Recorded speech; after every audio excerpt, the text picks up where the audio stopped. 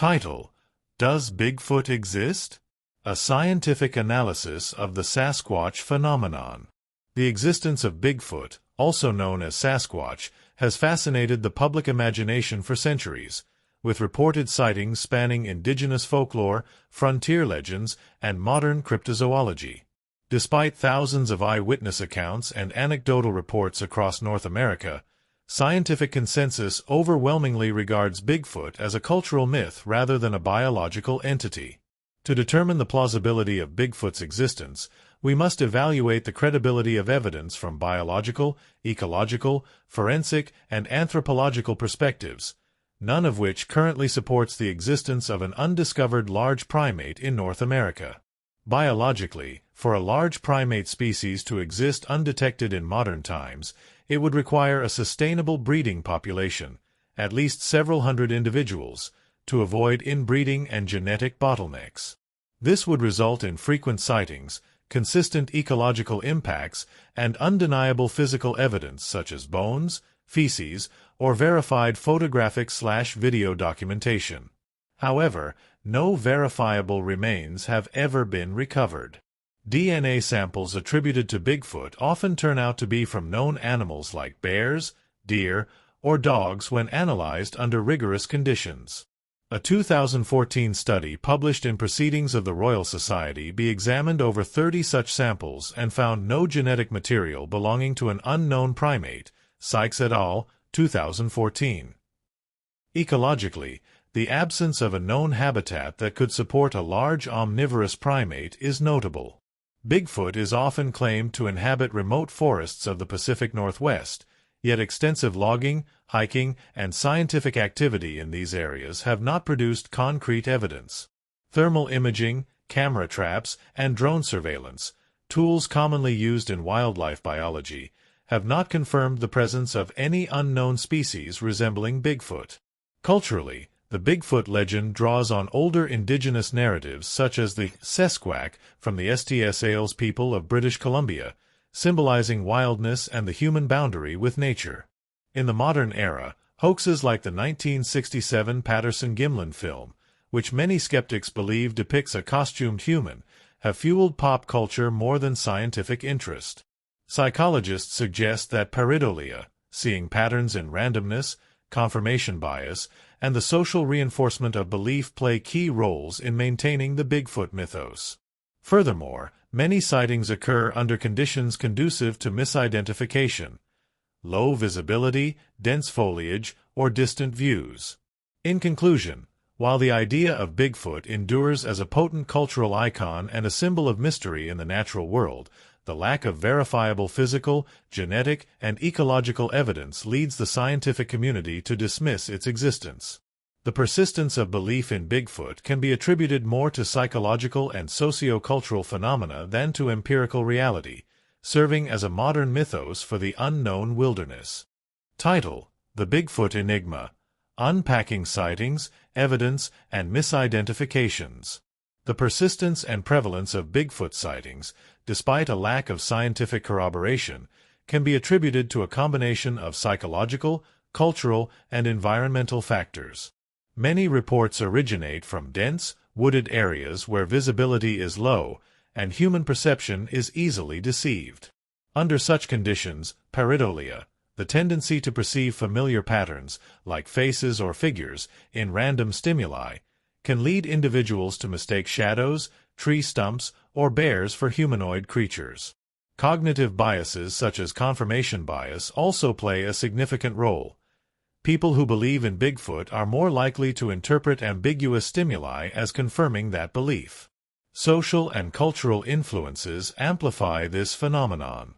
In areas where Bigfoot folklore is prominent, like the Pacific Northwest, individuals may be primed to interpret unexplained events or fleeting sights through the lens of local legends. Furthermore, the spread of anecdotal reports and dramatic storytelling in media, from documentaries to YouTube videos, reinforces the sense of legitimacy around sightings. Regarding physical evidence, no credible or scientifically verified remains, such as bones, teeth, or tissue samples, have ever been recovered. Numerous alleged footprints, hair samples, and fecal matter have been collected, but these have consistently failed under laboratory scrutiny. The 2014 study led by Brian Sykes analyzed 37 samples attributed to Bigfoot or other cryptids and found that every specimen corresponded to known animals, including bears, cows, and raccoons. Sykes et al., 2014. Some of the most famous pieces of purported evidence, like the Patterson-Gimlin film, have never been definitively debunked, but skepticism remains high due to inconsistencies in the story and the inability to reproduce similar evidence with modern equipment. Notably, no peer-reviewed study has ever confirmed the existence of a previously unknown primate species in North America based on such evidence. The theory that Bigfoot sightings are misidentifications of known animals is one of the most scientifically plausible explanations. Black bears, Ursus americanus, which are abundant in Bigfoot hotspot regions, can occasionally walk short distances on their hind legs, presenting a vaguely humanoid silhouette, especially in poor lighting or at a distance. In fact, several analyses of alleged Bigfoot videos have later been reinterpreted as bears, sometimes suffering from mange, which can make them appear hairless or deformed.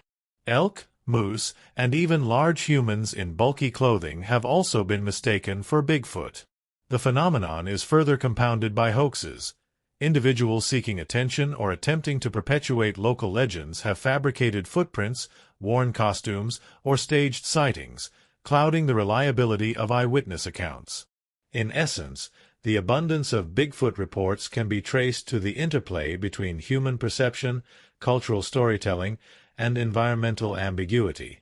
Despite the volume of anecdotal claims, the absence of verified physical evidence and the plausibility of misidentification continue to underpin the scientific consensus that Bigfoot is more myth than biological reality. Yet, the legend endures, fueled not just by belief, but by a deep-seated human fascination with the unknown and the wild places that still resist total understanding. Title: The Bigfoot Mystery Continued. DNA, Pop Culture, and Comparisons to Other Cryptids. One of the most recurring patterns in the investigation of Bigfoot claims is the consistent failure of DNA analyses to provide evidence of an unknown primate species. Alleged biological samples, hair, blood, skin, or feces, frequently submitted for testing, almost always return as originating from known animals such as bears, dogs, cows, or even humans. These results can be explained by several factors: contamination, degradation, and hoaxes.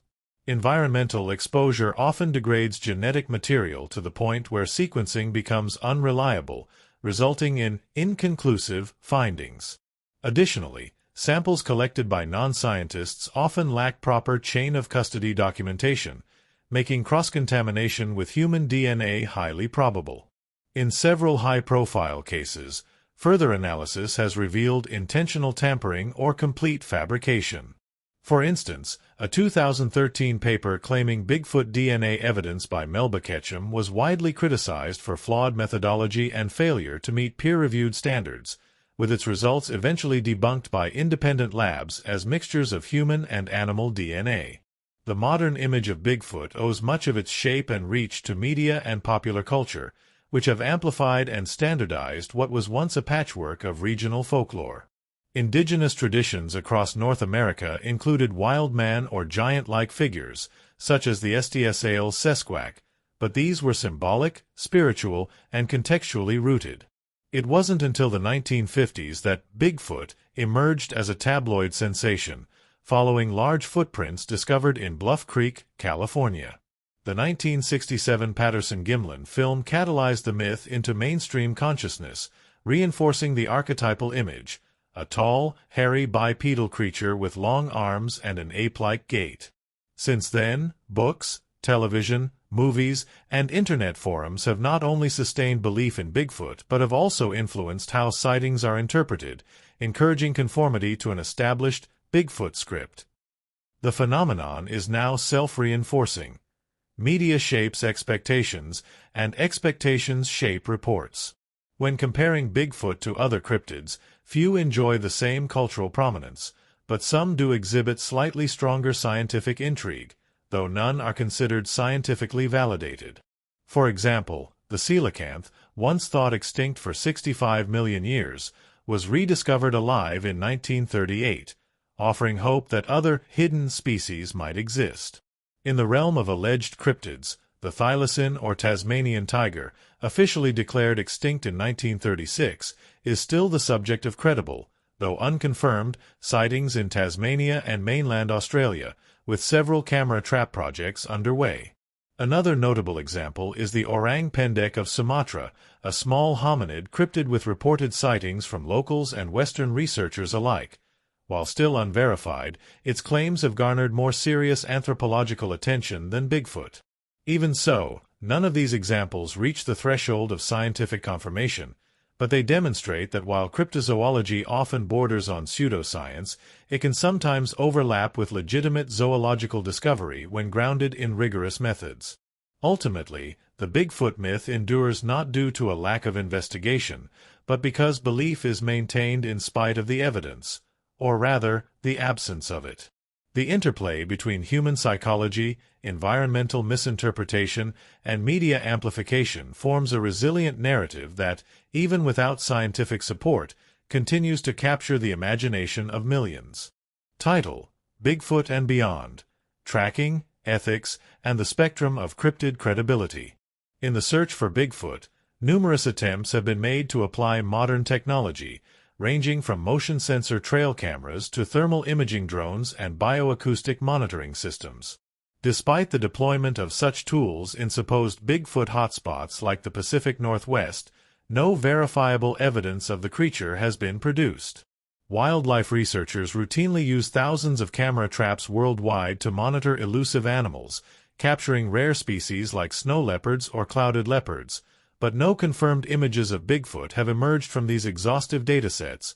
Meek et al., 2012. Even dedicated efforts like the North American Wood Ape Conservancy have used infrared video, audio recorders, and even attempted darting missions, but have failed to capture any conclusive proof. Furthermore, technologies such as environmental DNA, eDNA, which detects genetic traces in soil, water, or air, have yet to yield results suggesting the presence of an undiscovered primate in any surveyed region. Ethical concerns also arise in cryptid research, particularly in balancing scientific rigor with the rights and beliefs of local communities and the preservation of natural habitats.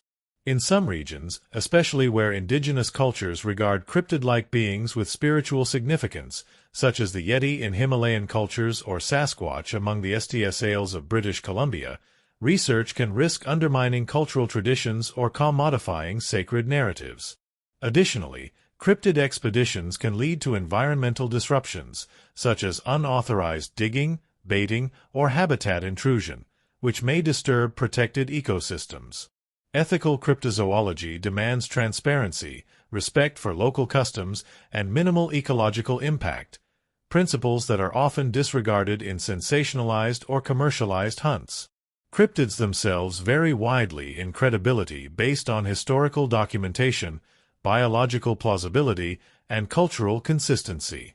The thylacine, or Tasmanian tiger, is a standout example of a cryptid with scientific legitimacy. Though declared extinct in 1936, it was a real, documented species with preserved specimens, and ongoing sightings in Tasmania and mainland Australia continue to prompt serious investigation, including camera trap projects and government-backed inquiries. In contrast, creatures like the chupacabra, originating from 1990s Puerto Rican urban legends, lack ecological plausibility and coherent morphology. Descriptions vary wildly, from reptilian-alien hybrids to canine-like scavengers, with most evidence linked to misidentified animals suffering from mange. Unlike the thylacine, whose extinction timeline and habitat are well understood, the chupacabra's fantastical features and media-driven origin mark it more as a modern myth than a rediscovery candidate.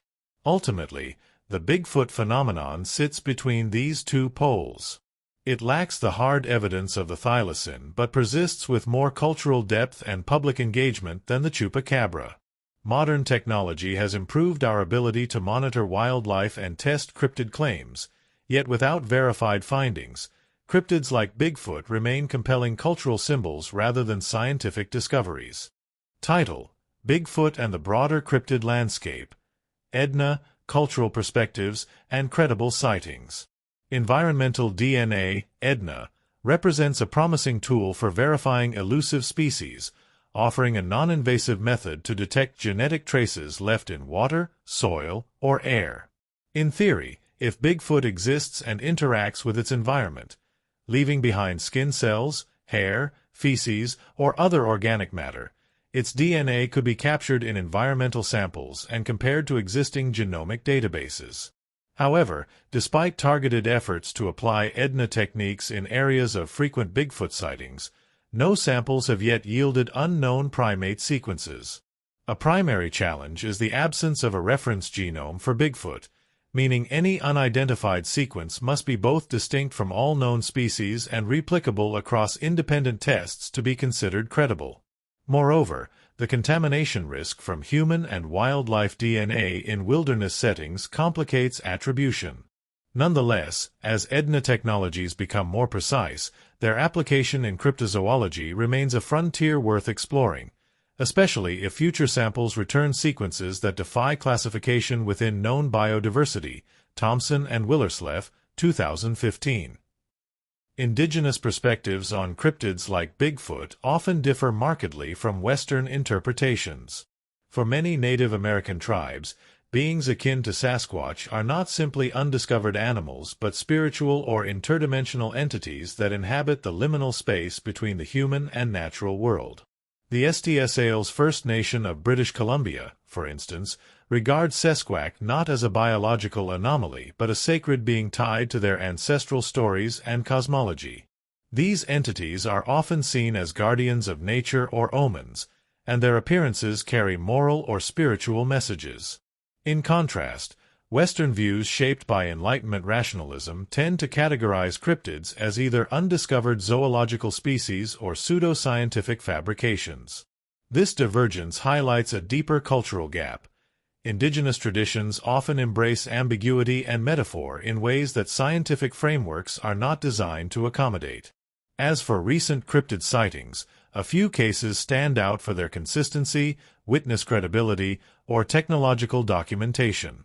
In Tasmania, multiple sightings of the thylacine by biologists and park rangers between 2016 and 2021 have led to renewed scientific interest, with several environmental groups deploying camera traps in known habitats. Similarly, the orang pendek in Sumatra continues to draw attention from cryptozoologists and primatologists, including researchers from the Center for Fortean Zoology, who have reported consistent footprints and hair samples, though not conclusively identified. Another intriguing case involves the Lake Champlain monster, or CHAMP, where sonar imaging in 2019 captured large, moving underwater forms that sparked debate but lacked follow-up verification.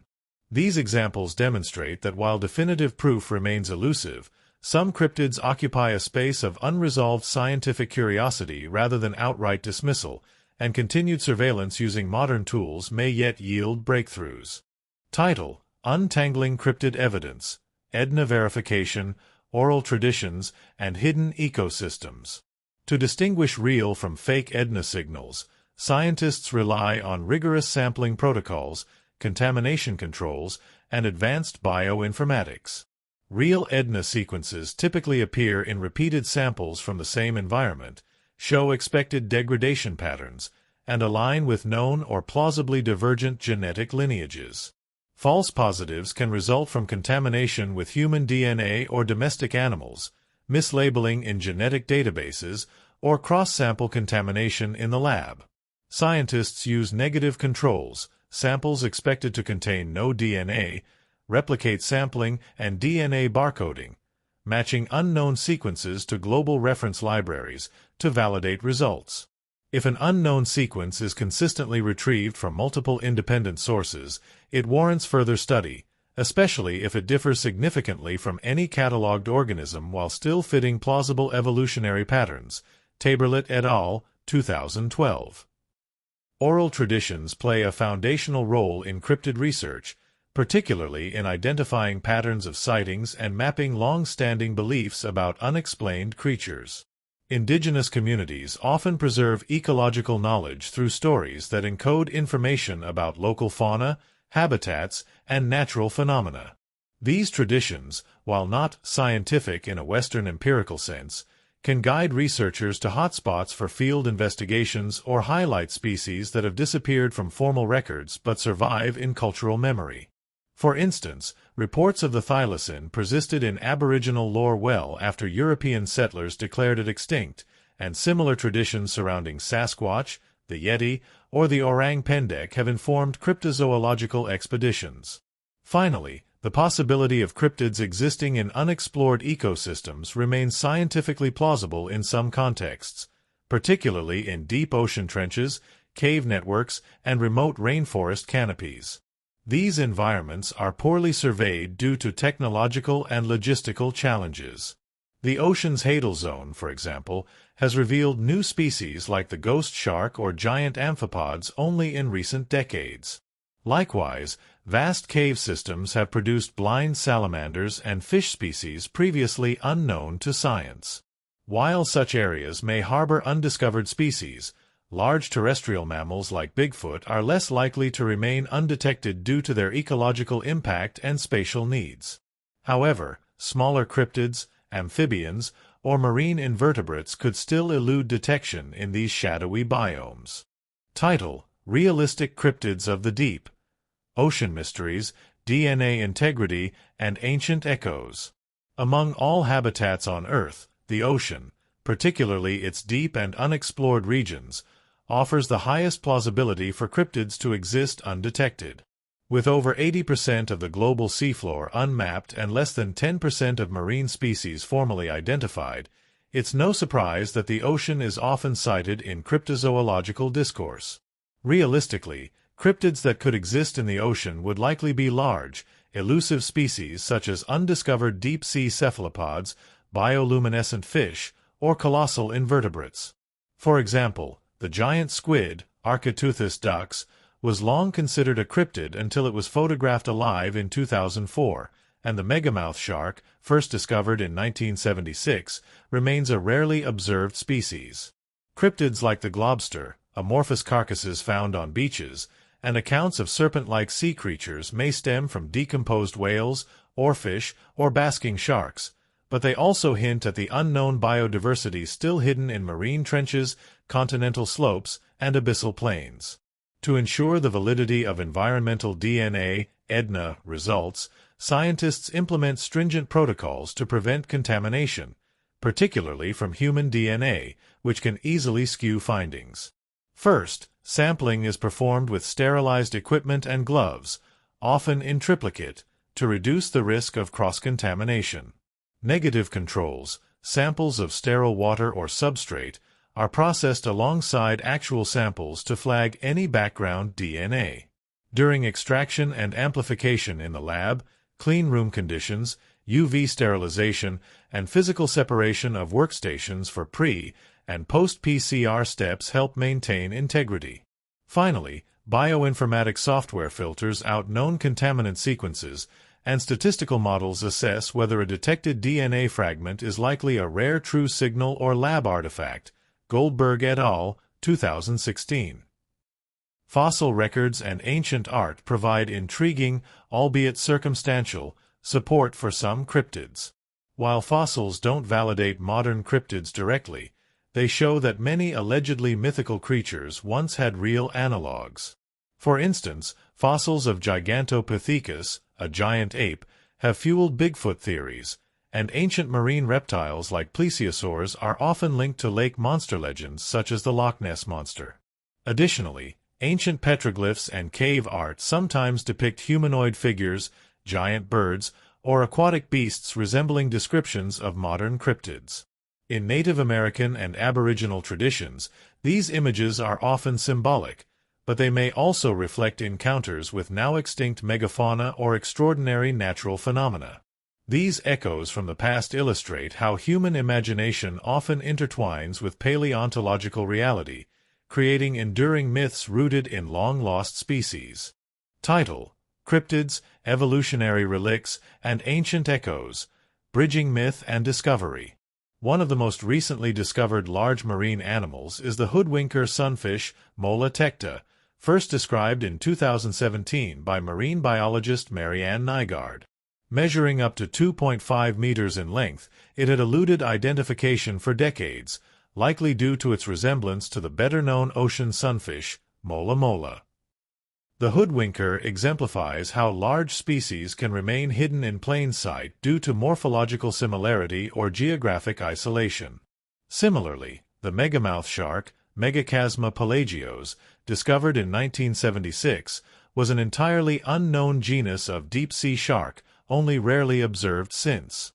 These discoveries validate the idea that our oceans still conceal sizable, poorly understood organisms, and lend credence to cryptozoological curiosity rooted in the marine realm. Cryptids may plausibly be evolutionary relicts, surviving remnants of once widespread species now believed extinct. The concept of Lazarus taxa, organisms that disappear from the fossil record only to reappear later alive, supports this notion. The coelacanth, a prehistoric fish thought extinct for 65 million years, was famously rediscovered in 1938. The thylacine, though officially extinct, still draws credible sightings. Such cases suggest that if cryptids exist, they may be small, elusive populations of species with ancient lineages, adapted to remote or extreme habitats. However, this theory demands ecological feasibility. The habitat must support a viable population, and the species must remain undetected despite modern surveillance, conditions more plausible in marine or subterranean environments than in well-surveyed forests. Ancient myths often reflect distorted memories or cultural interpretations of now-extinct animals. For instance, Greek legends of griffins may have originated from Protoceratops fossils found near ancient Scythian gold mines, while tales of dragons could derive from misidentified dinosaur fossils or megafaunal remains like mammoths. Native American and Aboriginal stories frequently describe giant birds or ground sloths, species supported by the fossil record. These connections show how mythology can act as a cultural fossil bed, preserving glimpses of prehistoric biodiversity that once coexisted with early humans. Thus, myths and cryptids may not be false, but rather symbolic reconstructions of evolutionary truths filtered through oral traditions and human imagination. Title: From Sea Serpents to Submersibles, Marine Cryptids, Fossil Echoes, and the Science Behind the Myth. Beyond the giant squid and megamouth shark, several marine cryptids retain a degree of scientific plausibility due to consistent eyewitness reports, ecological feasibility, or morphological overlap with known species. The oarfish, Regalicus glesn, once thought mythical, is a prime example. Its serpentine body and undulating swimming style likely inspired many sea serpent accounts. While now catalogued, its rarity and dramatic appearance continue to fuel misidentifications.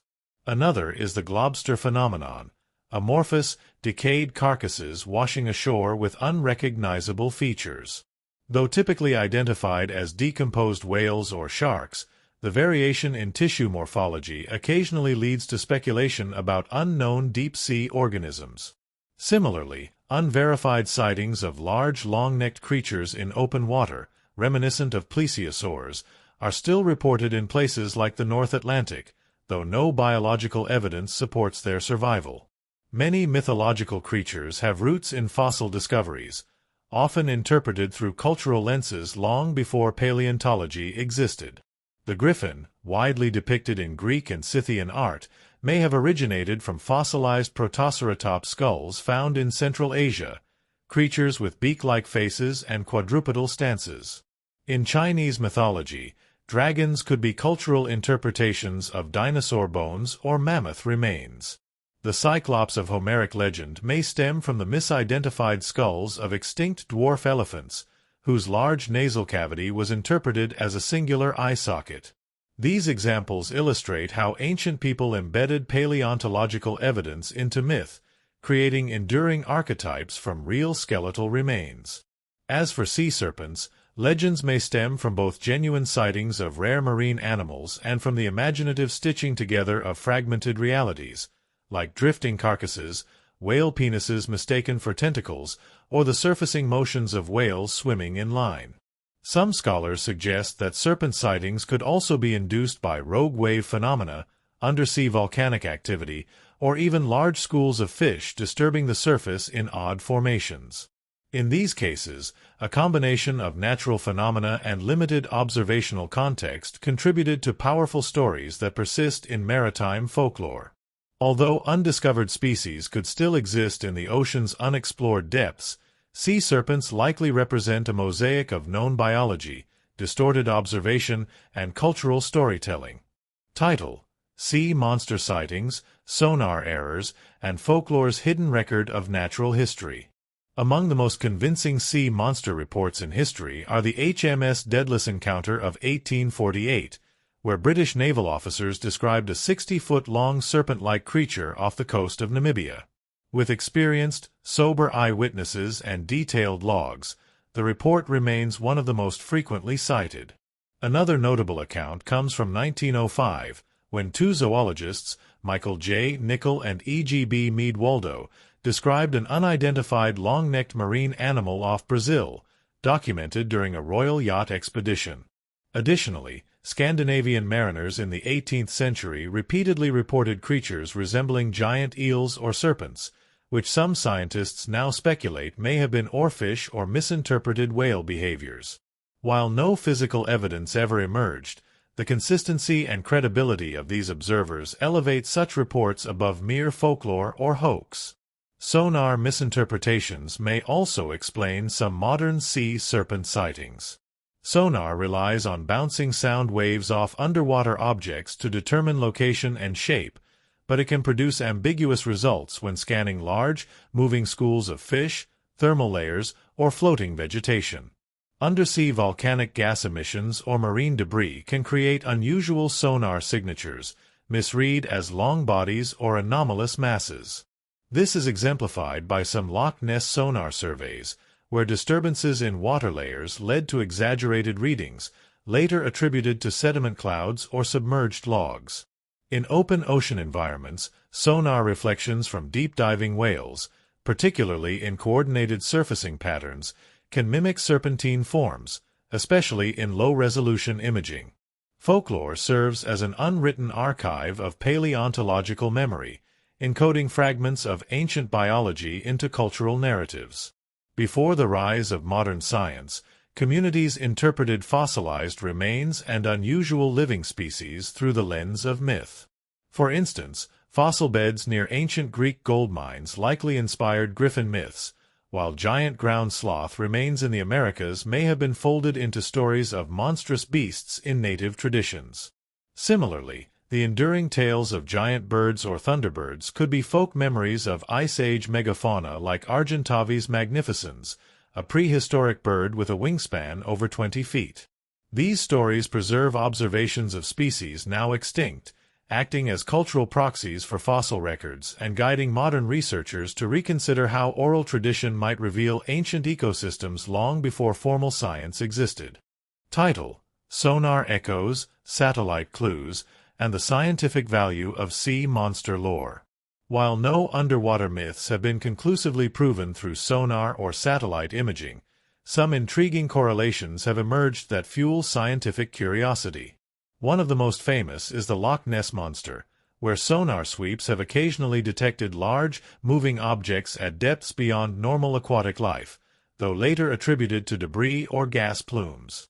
Similarly, in Lake Vostok beneath Antarctica's ice sheet, satellite and radar imaging revealed a vast subglacial lake, long speculated by Russian scientists to host unknown life forms.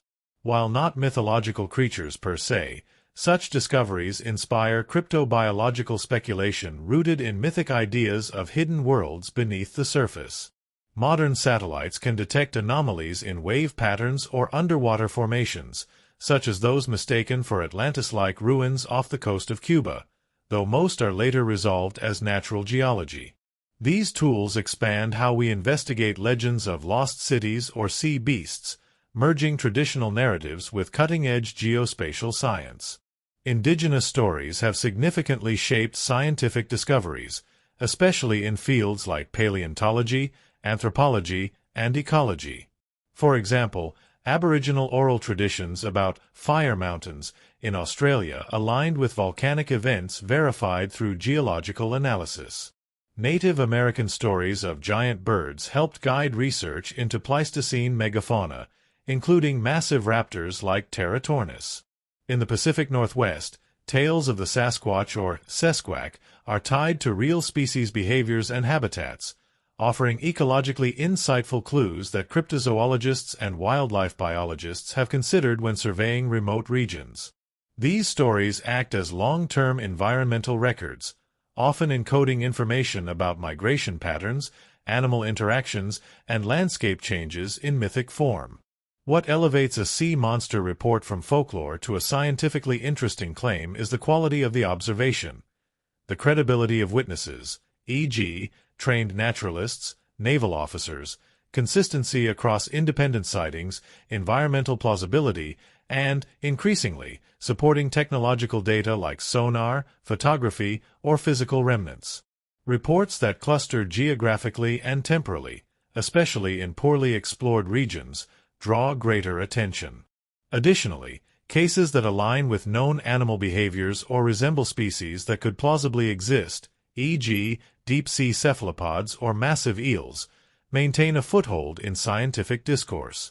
Rather than dismiss all such reports, scientists often use them as starting points to ask deeper questions about unexplored ecosystems, misidentification, and how observation and belief intersect in the human effort to understand the unknown. Title: Aligning Myth with Earth and Sea. Satellites, Indigenous Wisdom, and Geologic Correlates of Sea Monsters. Ancient satellite-aligned structures such as stone circles, megaliths, and temple complexes have added a new dimension to myth validation, particularly in demonstrating the advanced astronomical knowledge encoded within traditional cultures. Structures like Nabta Playa in Egypt, Chaco Canyon in the American Southwest, and Angkor Wat in Cambodia exhibit alignments with solstices, equinoxes, and lunar cycles, reinforcing the idea that oral traditions and mythic cosmologies often have empirical roots. Satellite imaging has helped identify and analyze these alignments, showing that many myths, such as those involving sky gods, celestial animals, or star roads, may encode real, long-term astronomical observations. These discoveries don't validate mythical beings per se, but they do affirm that ancient myths can encode data about time, space, and environment in symbolic forms, suggesting deeper credibility in other elements of folklore. In cryptozoology, a growing number of researchers have begun collaborating with indigenous communities to gather cryptid reports, contextualize sightings, and access ecological knowledge rooted in millennia of local observation. These partnerships have provided valuable leads in regions like Sumatra, with reports of the orang pendek, Tasmania, in search of the thylacine, and the Pacific Northwest, regarding Sasquatch/Sasquatch. Unlike early expeditions that often dismissed indigenous perspectives, modern ethnobiology and participatory fieldwork prioritize respectful integration of oral tradition, which can guide where and how to conduct searches. Indigenous trackers, for instance, have often interpreted signs in ways Western scientists may overlook, contributing behavioral insights or ecosystem changes passed down through generations. Sea monster legends do appear more frequently in tectonically active regions, where earthquakes, underwater volcanoes, and thermal vents may generate unusual marine activity. The Ring of Fire, encircling the Pacific Ocean, features prominently in sea serpent lore from Japan to South America. In Iceland, legends of sea beasts are often tied to volcanic islands and shifting coastlines. These dynamic environments can release gases, cause submarine landslides, or alter water temperatures, all of which may disturb marine life and give rise to sightings of unusual surface phenomena.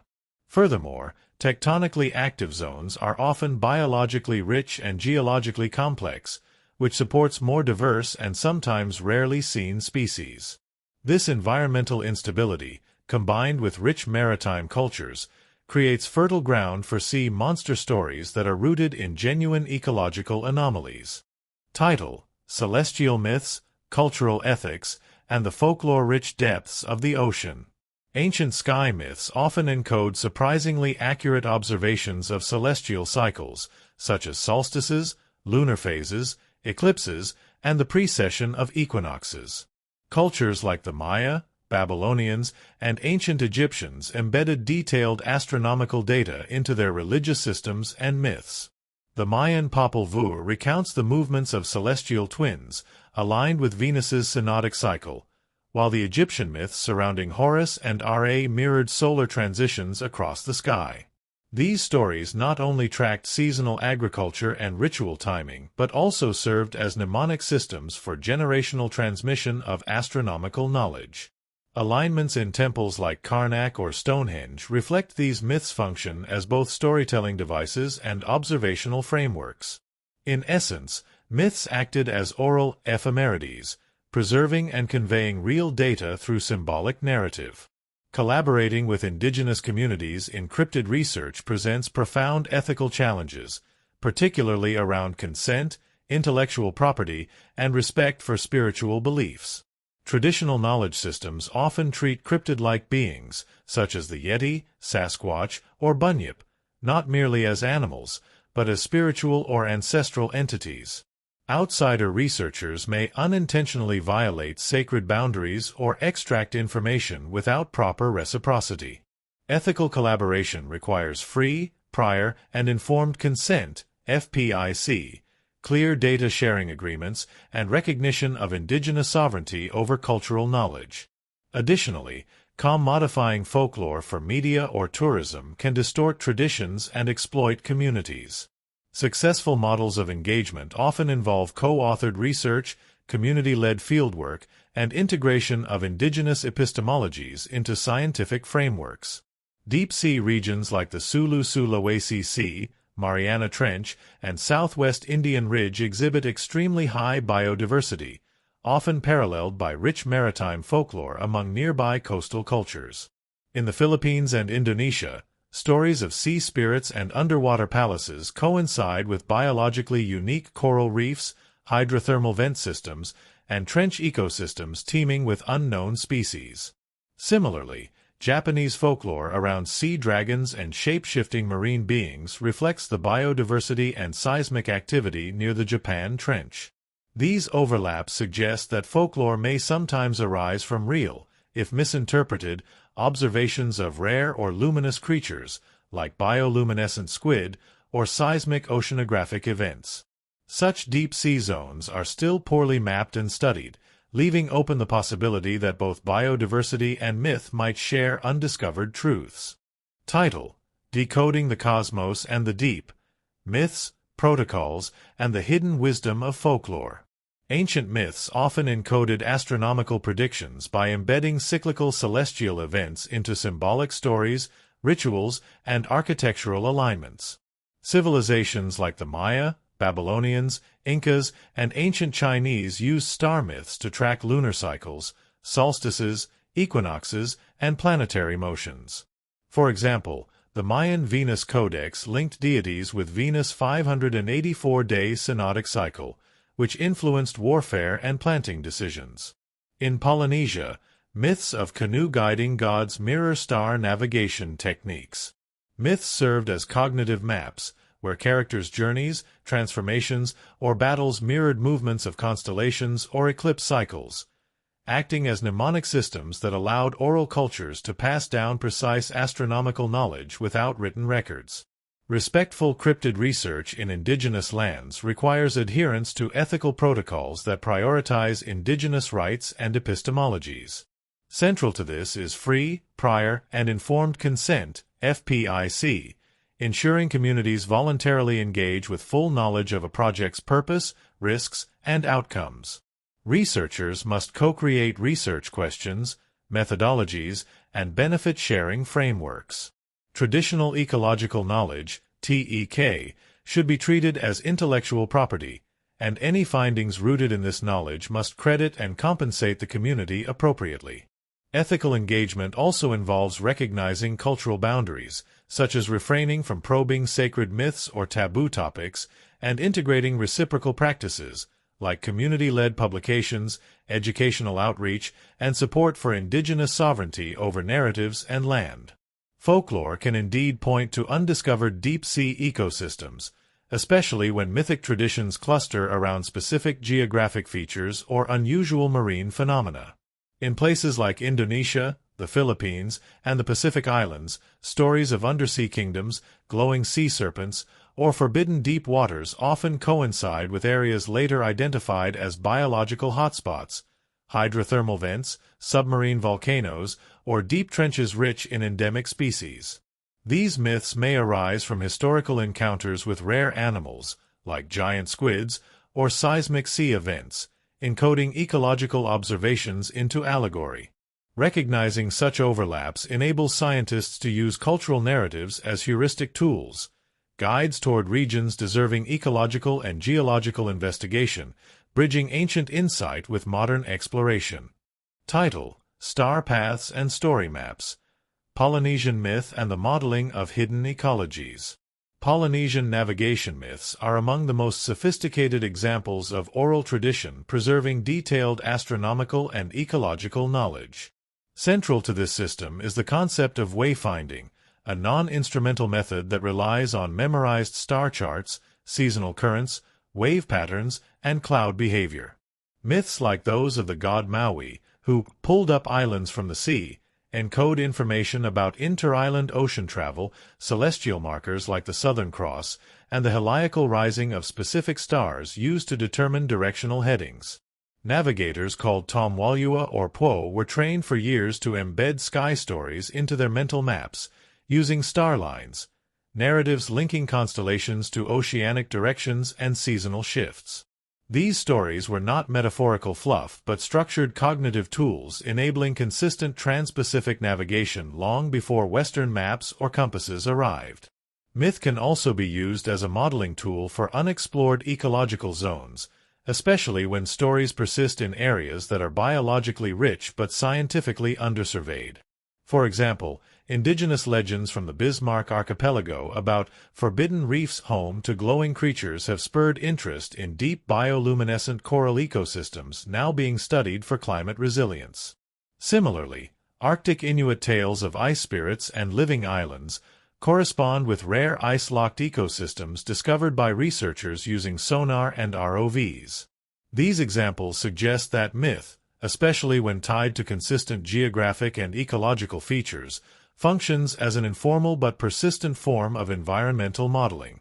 By mapping recurring elements, strange animal behavior, bioluminescence, hot currents, scientists can use these narratives to prioritize areas for biological, geological, or climate-based research.